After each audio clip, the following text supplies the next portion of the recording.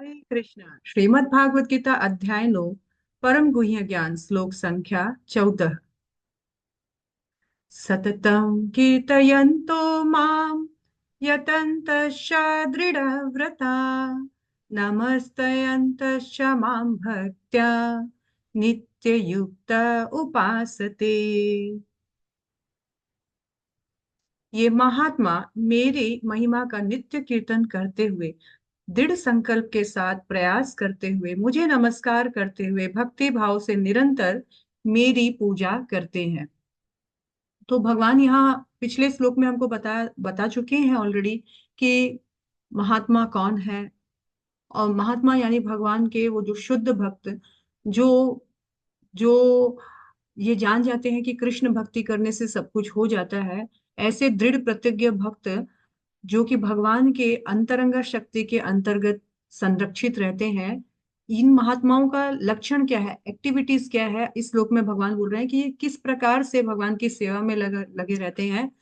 तो भगवान बोल रहे हैं कि ये महात्मा गण निरंतर 24/7 निरंतर बिना किसी देश काल पात्र के असुविधा के वो निरंतर सततम कीर्तयन्तो माम, मेरी महिमा गुणगान, मेरे कथाओं में रुचि लेते रहते हैं और सदैव मेरे गुणगान में वो व्यस्त रहते हैं। इस प्रकार से मेरी सेवा करते हैं।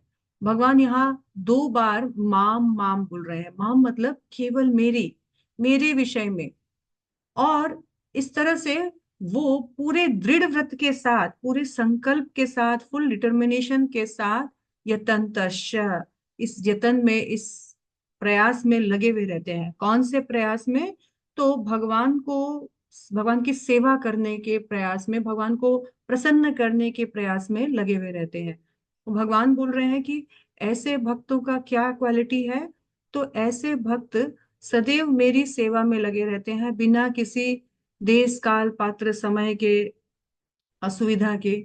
इनको किसी चीज का परवाह नहीं रहता है, इनको एक ही चीज का परवाह रहता है, और वो है मेरे बारे में, मेरे विषय में बातें करना, मेरे विषय में मेरा गुणगान गाना, कथाओं को सुनना सुनाना।